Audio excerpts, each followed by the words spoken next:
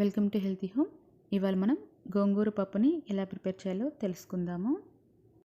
దీనికోసం ముందుగా ఒక బౌల్ తీసుకుందాం. ఇందులో అరకప్పు కందిపప్పుని వేసుకుందాము.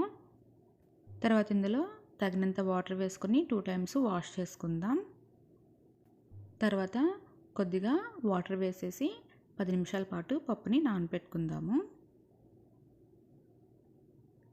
10 నిమిషాల తర్వాత స్టవ్ వెలిగించుకొని ఒక ప్రెషర్ కుక్కర్ని పెట్టుకుందాము. ఇందులో నానబెట్టుకున్నటువంటి కందిపప్పును వేసుకుందాం.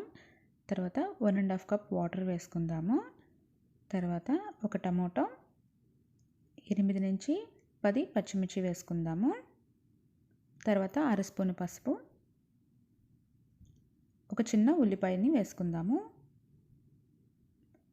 ఇప్పుడు మూతను పెట్టేసి ఒక 3 విజిల్స్ వచ్చేంత వరకు ఉడికించుకుందాం.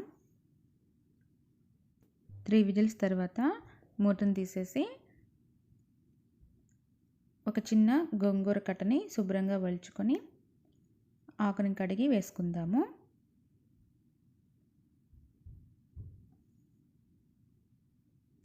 ఇప్పుడు మళ్ళీ మూతను పెట్టి మరొక విజిల్ వచ్చేంత వరకు ఉడికించుకుందాం. ఒకవేళ వాటర్ కానీ తగ్గినట్టుంటే కొద్దిగా వాటర్ని యాడ్ చేసుకోవచ్చు. ఒక విజిల్ వచ్చిన తర్వాత ప్రెషర్ కూడా పోయిన తర్వాత మూతను తీద్దాము. చూడండి, మనకి ఆకు అలాగే పప్పు చక్కగా ఉడికిపోయింది. ఇప్పుడు పప్పు గుద్దితో ఒకసారి బాగా మ్యాష్ చేసుకుందాం. ఇలాగా మ్యాష్ చేసుకున్న తర్వాత పప్పుని పక్కన పెట్టుకుందాము. తర్వాత స్టవ్ వెలిగించుకొని ఒక కడాయి పెట్టుకుందాం.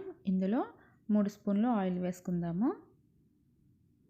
ఆయిల్ కొద్దిగా వేడెక్కిన తర్వాత అర స్పూను ఆవాలు, అర స్పూను మినప్పప్పు, అర స్పూను జీలకర్ర వేసుకుందాము. తర్వాత 1/4 స్పూను ఇంగువని వేసుకుందాం. తర్వాత ఇందులో ఒక రెమ్మ కరివేపాకు వేసుకుందాము. ఇవన్నీ కొద్దిగా ఫ్రై అవ్వాలి.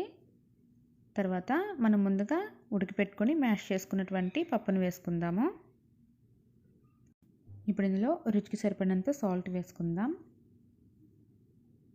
ఇప్పుడు మనకి ఇది 3 నుంచి 4 నిమిషాల పాటు ఉడికితే సరిపోతుంది. ఇప్పుడు స్టవ్ ఆఫ్ చేసుకునేద్దాం. ఇంతేనండి, ఎంతో టేస్టీగా ఉండేటువంటి గోంగూర పప్పు. ఇది రైస్లోకి చాలా టేస్టీగా ఉంటుంది. డెఫినెట్గా ట్రై చేయండి.